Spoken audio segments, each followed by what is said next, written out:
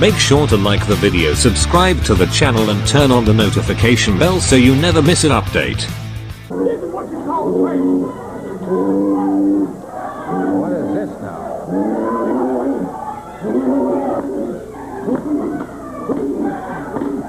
That's a training method? This is training, Solely.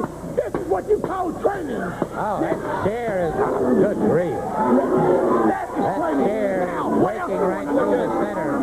What else you want to know? Well- that is the way we train. Blood, guts, He's and going right straight through that chair, and Well, blood is pouring down his face now. I think that's quite enough. Yes, Mr. Pringle, if you'll kindly remove him from the area. Yeah. You were trying to impress me. You did. Number 6 is the missing link. Yeah. Now, the missing link was very much like George the Animal Steele. George the Animal Steele should probably be on this list, but by the time I discovered George Steele, he was a good guy. Bye-bye! And I just have a hard time not thinking of George Steele as a good guy. We were in Tampa one time, and a guy that was on the radio there, Ted Webb, and he was talking about the first time he met George Animal Steele.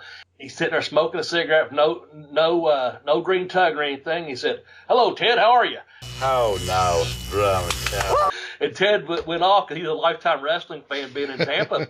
And he said, it's like when I was a kid and realized there's no Santa. I thought it was a big joke. I was not a wrestling fan. I never watched wrestling. We're still sitting there with no green tug. Oh, Hello, okay, Ted, how hold are on, you? hold on. I gotta. So, If there are any children listening, I don't know why Bobby just said there's no such thing as Santa. I'm a Grinch. Oh God! Because I know Adam listens to this show with his kid. So shit! So Bobby, Santa's coming to see you down there in Mississippi. Don't worry. Yeah, I just said what the DJ on the radio said. Oh, okay, yeah. That's all I'm saying, because we was talking about the missing link, and I'm gonna let you talk about, because the only thing I have really to say is that I was in training, and Dean Malenko was talking about running in to Dewey Robertson, and we was like, who? And he was telling us a story like, yes, it's the missing link. He said, yeah, he's a nudist. And I said, that there's scary. So, and that was boom, boom, shh. And they all kind of laughed, and Dean had ran into him somewhere in Tampa, and they had just, I guess he knew his dad back in the day, and they spoke, and that was it. And that's really, other than seeing him in the magazine covers, I think during World Class on TV some. We found out that the missing link had a very, very troubled childhood. Well, the missing link, so the reason I said we could have swapped George Steele in, it was very much the same kind of character. He had to have somebody that brought him to the ring. So he would shave his head into these weird, almost pom-pom-like spots of growing hair, but everything else was bald. And then he would paint his face blue and green. Well, I knew Missing Link earlier in his career when he used his real name, Dewey Robertson. And at that time, he didn't resemble, or you couldn't put the two together later on. And he came to, back in '83, came to us from Kansas City, and he was starving up there. And so Bill and a couple other guys, and we were all sitting down. So we wanted to come up with some kind of name, and they come up with a Missing Link.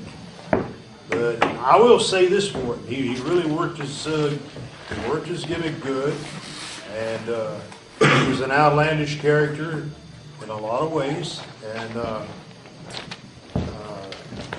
people remember him. He was kind of wild. He was uncontrollable. Yeah. He would grab himself by the head and smash his own head into people.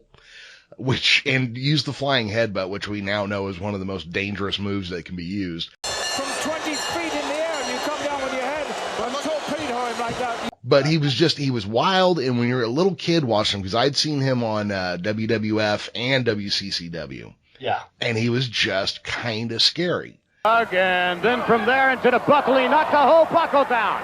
Look at that. Now, the way a killer body had that body. Yeah. And that look was scary, man. Yeah, no, and he was a madman, It was like somebody basically they let him off a dog chain, and he'd just go in and start whipping ass, It was, a tried and true type of character to play, he scared me when I was young, and that's why I wanted him on here, because he was just a lunatic. Never quit. Amen. Never quit. Keep getting in the ring.